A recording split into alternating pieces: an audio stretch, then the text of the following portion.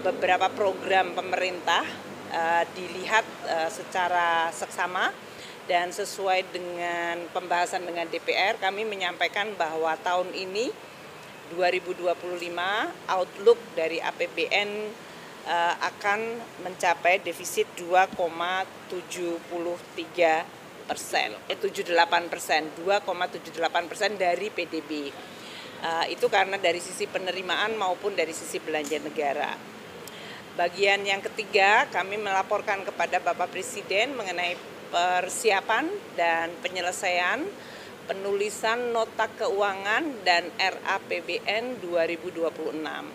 Seperti diketahui bahwa Bapak Presiden nanti akan menyampaikan kepada DPR, rencananya adalah 15 Agustus karena hari Jumat, nota keuangan dan rencana Undang-Undang APBN 2026.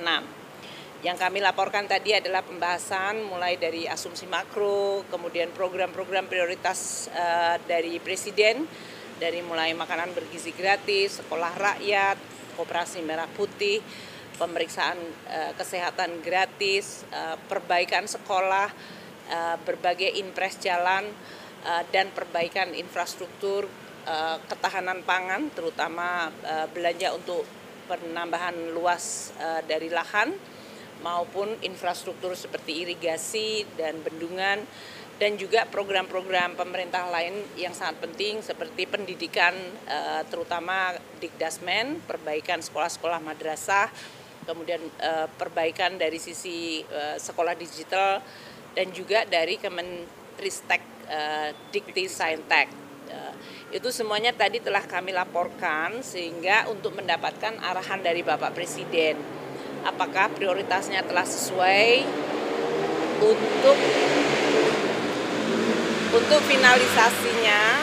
Tentu saya tidak menyampaikan pada media pada malam hari ini karena nanti yang akan disampaikan oleh Presiden pada DPR, pada paripurna DPR tanggal 15 Agustus. Namun arahan Bapak Presiden sudah sangat lengkap, reform di sisi penerimaan negara tetap dilakukan sehingga kita bisa mendapatkan penerimaan negara yang memadai, belanja difokuskan kepada program-program penting, baik itu di bidang yang tadi telah saya sebutkan, kemudian defisit harus dijaga pada level yang baik. Dalam hal ini seperti yang sudah disampaikan di DPR, range-nya saya laporkan kepada Bapak Presiden dan beliau mengatakan apabila bisa dibuat sehingga market confidence bagus, ekonomi kita tetap jalan, support terhadap ekonomi melalui APBN, counter cyclical bisa jalan. Jadi nanti stay tune untuk Agustus 15 ya, berdasarkan arahan-arahan yang tadi telah Bapak Presiden sampaikan kepada kami. Kemudian Bapak Presiden menekankan untuk berbagai langkah-langkah deregulasi sehingga perekonomian bisa tumbuh, tidak selalu tergantung kepada APBN. Jadi dalam hal ini berbagai perbaikan dari regulasi-regulasi agar mempermudah dunia usaha, investasi, perdagangan, dan terutama juga mendorong banyak danantara serta tata kelola yang baik. Itu yang bisa saya sampaikan. Terima kasih kepada teman-teman media.